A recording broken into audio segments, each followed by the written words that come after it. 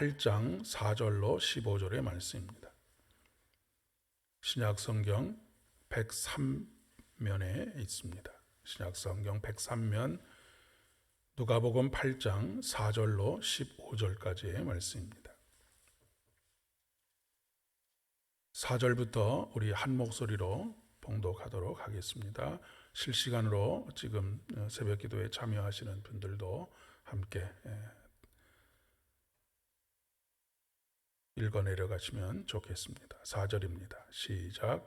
각 동네 사람들이 예수께로 나와 큰 무리를 이루니 예수께서 비유로 말씀하시되 씨 뿌리는 자가 그 씨를 뿌리러 나가서 뿌릴새 더러는 길가에 떨어짐에 밟히며 공중의 새들이 먹어버렸고 더러는 바위 위에 떨어짐에 싹이 났다가 습기가 없으므로 말랐고 더러는 가시떨기 속에 떨어짐에 가시가 함께 자라서 기운을 막았고 더러는 좋은 땅에 떨어짐에 나서 100배의 결실을 하였느니라. 이 말씀을 하시고 외치시되 들을 귀 있는 자는 들을지어다. 제자들이 이 비유의 뜻을 물으니 이르시되 하나님의 나라의 비밀을 아는 것이 너희에게는 허락되었으나 다른 사람에게는 비유로 하나니 이는 그들로 보아도 보지 못하고 들어도 깨닫지 못하게 하려 함이라.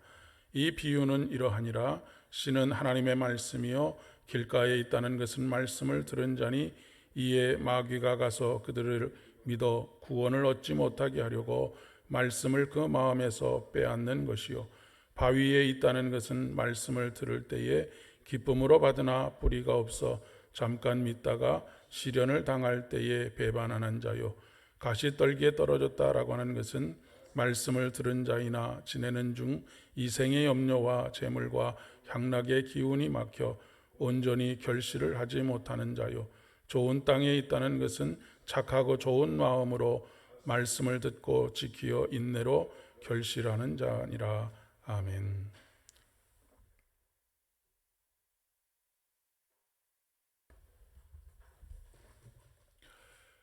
오늘 6월 월삭 기도회에 나오신 여러분 그리고 함께 온라인으로 참여하고 계신 모든 분들에게 주의 은혜와 복이 충만하게 임하시기를 진심으로 축복합니다. 우리나라에 복음이 처음 들어올 때의 상황을 가만히 생각해 보면 이 나라가 극심한 혼란에 빠져 있을 때였구나라고 하는 것을 깨달을 수가 있습니다. 조선이 서서히 몰락해 가고 새로운 나라에 대한 열망이 아주 깊어지던 그런 시기입니다. 조선이라고 하는 왕조를 끝내고 다른 나라들, 우리나라를 위협하는 열강들과 같은 대한제국이라고 하는 그런 어떤 통치의 체제를 바꾸면 조금 달라질 수 있을까라고 해서 대한제국을 세웠지만 무기력하게 일본 제국주의에 무릎을 꿇고 맙니다. 그때에 새로운 나라를 꿈꾸는 사람들이 모여든 곳이 어디냐면 바로 교회입니다. 기독교 신앙으로 대거 몰려들게 되었습니다.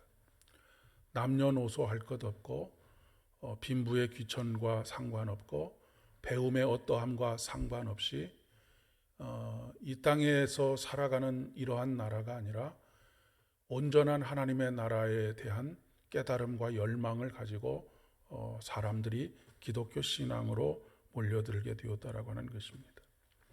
그리고 그들은 그 나라에 대한 열망이 간절했습니다. 그 나라를 받아들였고 그 나라가 이 땅에 온전히 임하기를 열망하는 사람들이었습니다. 대한민국 땅에서 복음의 역사는 그렇게 시작이 되었습니다.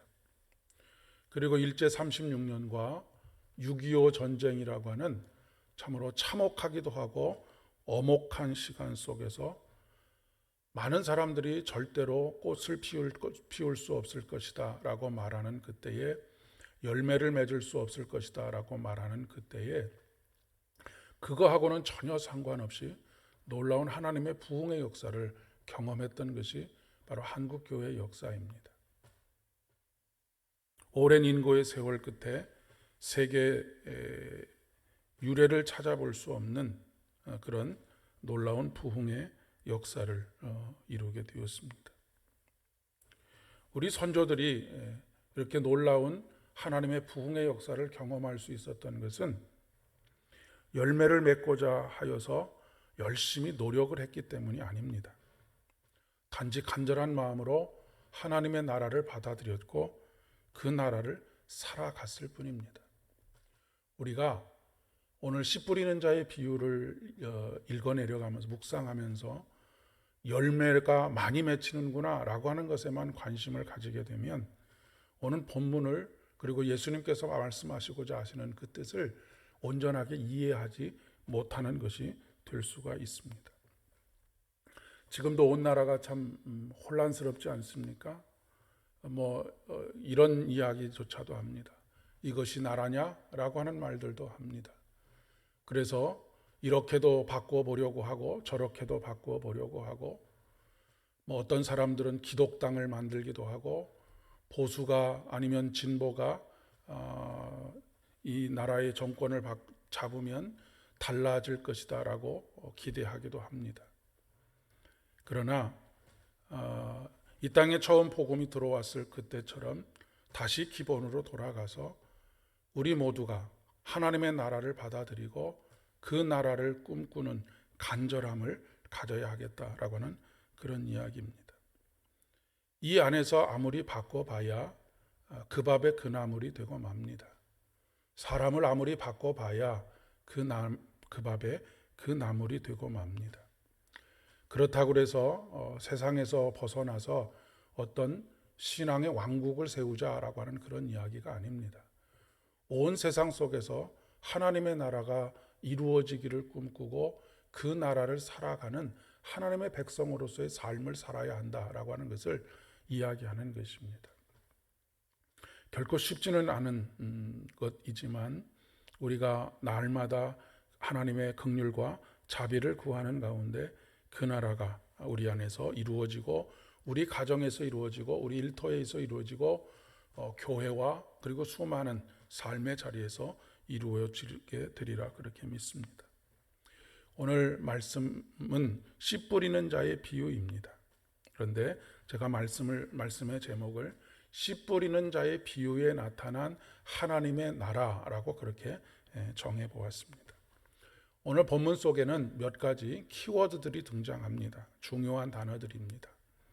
무엇이냐면 씨라고 하는 단어가 있고 또한 좋은 밭 그리고 열매 이런 단어들이 중요한 단어들입니다. 그리고 우리가 주목하는 단어들입니다. 그러나 오늘 본문의 핵심은 하나님의 나라입니다. 예수님께서 하나님의 나라를 설명하려고 비유를 통해서 말씀하고 계시다라고 하는 것을 잊지 말아야 합니다. 그래야지 이 말씀의 맥락이 어떤 맥락 속에서 이해되어져야 하는가라고 하는 것을 알 수가 있기 때문에 그렇습니다. 그렇지 않고 100배의 열매를 맺는 인생이 되자라고 하는 것만 우리가 강조하고 그것으로 그래 내가 조금 더 내 마음을 바꾸어서 100배의 열매를 맺는 인생이 되고 싶다 그렇게 해달라라고 하나님 앞에 간구하는 것은 지극히 윤리적이고 율법적인 설교가 될 것이고 그것은 온전한 복음이라고 이야기할 수가 없습니다.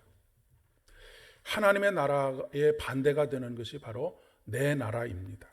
나의 왕국, 세상이라고 그렇게 이야기할 수가 있겠습니다. 좋은 땅의 핵심은 내 마음 조금 이렇게 굽어진 내 마음을 조금씩 바꿔가는 것이 아니라 온전히 통째로 하나님의 나라를 받아들이는 것입니다. 받아들인다 하니까 우리가 또 우리 자신이 무엇인가를 어떻게 해야 된다라고 그렇게 생각하기 쉬운데 그런 의미이기보다는 하나님의 나라가 임하는 것을 우리가 임하신 하나님의 나라를 내 마음 속에 내 모든 삶의 자리에서 받아들이는 것을 의미합니다. 그 나라가 이 땅에 이루어지기를 소망하는 사람들 이외에 다른 어떤 사람들에게서 말씀은 열매를 맺지 못합니다. 그냥 서로 그래도 내가 조금 더 낫지라고 하는 도토리 키재기식의 모습을 가지고 살아갈 뿐이라고 하는 것입니다. 우리는 신앙을 받아들였다고 하면서도 늘 내 나라, 내 왕국을 세우기에 분주합니다. 때로는 수단과 방법을 가리지 않습니다. 물론 그 안에서 성공을 거두기도 합니다. 어떤 사람은 길가에 떨어진 씨처럼 아예 싹도 틔우지 못하고 인생을 끝내는 사람도 있고, 어떤 사람은 잠깐 싹이 났지만 금방 말라버리는 경우도 있고, 어떤 사람은 그래도 어느 정도 성장한, 그것을 사람들이 보기에는 대단하다라고 평가할 만한 일들을 세상에서 이룬다라고 하는 그런 의미입니다. 그러나 중요한 것은 길가에 떨어진 씨도 아니면 그 바위에 떨어진 씨도, 그리고 가시덤불 위에 떨어진 씨도 아무것도 열매를 맺지 못했다라고 하는 공통점을 가지고 있습니다. 오직 열매를 맺은 것은 좋은 땅에 떨어진 씨라고 하는 것을 기억해야 한다라고 하는 것이죠.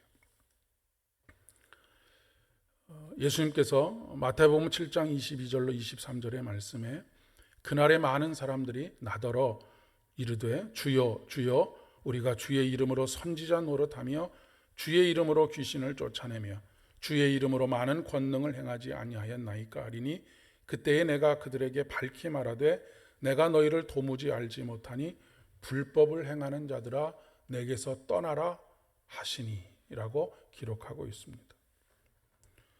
주의 이름으로 불법을 행하는 사람들이라고 하는 것입니다. 이 말씀 앞에 참으로 큰 두려움이 있습니다. 저도 주님의 이름으로 불법을 행하는 자들이 되지 않을까라고 하는 그런 두려움과 떨림을 늘 가지고 살아갑니다. 예수님께서 너희는 먼저 그의 나라와 그의 의를 구하라라고 말씀하시죠. 이것은 단순히 순서의 문제가 아닙니다. 먼저 그의 나라를 구하고 그 다음에 나의 나라를 구하라라고 하는 그런 의미가 아닙니다.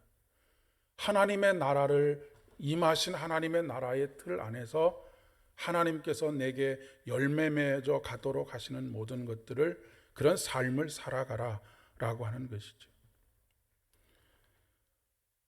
그 안에서 어떤 제자들은 오늘 이 누가복음의 비유는 100배로 말씀을 맺고 있지만 마태복음과 마가복음은 또 전혀 다른 시각을 보여주고 있습니다. 30배, 60배, 100배의 열매를 맺는 사람이 있는가 하면 100배, 60배, 30배로 열매를 맺는 사람이 있습니다. 그러니까 제자들의 삶을 보니까 모두가 다 100배의 열매를 맺는 것이 아니라, 그리고 어떤 사람은 처음에는 온전하게 하나님 안에서 열매를 맺어가는 삶을 살다가 점점 쪼그라들어가는 100배와 60배와 30배로 쪼그라들어가는 그런 신앙의 열매들을 맺는 사람이 있는가 하면, 처음에는 아주 미약하게 그 하나님의 나라를 살아가고 열매를 맺는 30배의 열매를 맺던 사람이 60배의 열매를 맺고 100배의 열매를 맺는 그런 제자들도 있었다라고 하는 것입니다.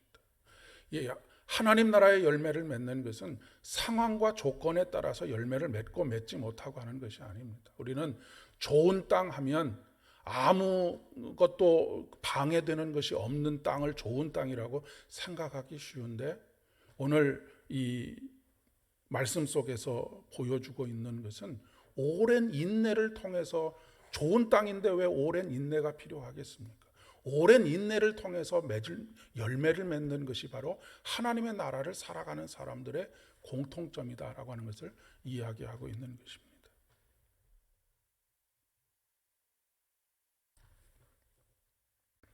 오늘도 내 나라를 세우기 위해서 분주한 인생이 아니라 내 가정에서 내가 주인이 되고, 내 일터에서 내가 주인이 되고, 교회에서 내가 주인이 되고, 모든 관계 속에서 내가 주도적으로 무엇인가를 하고 그 안에서 싹이 텄다고 환호하고, 잠깐 조금 성장이 있었다고 더 크게 환호하고 하는 그런 어리석은 인생이 아니라 온전히 하나님의 나라를 받아들이는, 이것이 바로 회개입니다.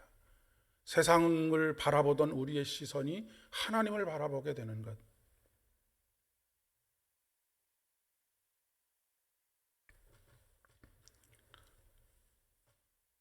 오늘도 우리의 삶 가운데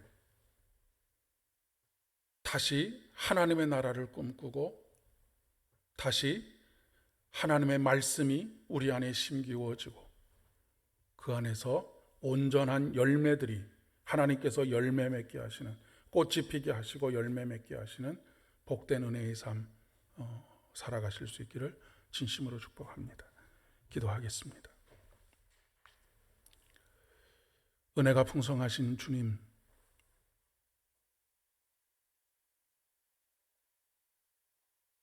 아예 싹도 트이지 못하는 그런 초라한 인생으로 마감하는 사람이나 잠깐 싹이 났다고 크게 환호하는 인생이나 가시덤불 속에서 조금 자랐다고 자랑하는 그런 인생 모두 결국 아무런 열매도 맺지 못하는 인생을 살고 맙니다. 그 이유는 하나님의 나라에 속하지 못하기 때문입니다. 오늘 우리가 우리 마음을 돌이켜 세상을 바라보던 내 왕국을 세우려고 했던 그런 어리석은 마음에서 다시 하나님의 얼굴을 구하고 하나님의 은혜를 구하며 하나님의 나라를 받아들이고 하나님의 나라를 살아가기를 소망합니다. 그렇게 될 때에 오랜 인내 속에 하나님께서 우리의 인생 가운데 꽃이 피게 하시고 열매를 맺게 하셔서 크게 기뻐하게 하시는 귀한 은혜 허락하실 줄을 믿습니다. 오늘도 우리의 삶의 모든 자리에서 하나님의 왕 되심과 하나님의 주인 되심을 인정하는 믿음의 삶, 돌아섬의 삶을 살아갈 수 있도록 은총을 더하여 주시옵소서. 모든 말씀 예수님의 이름으로 간절히 기도드립니다.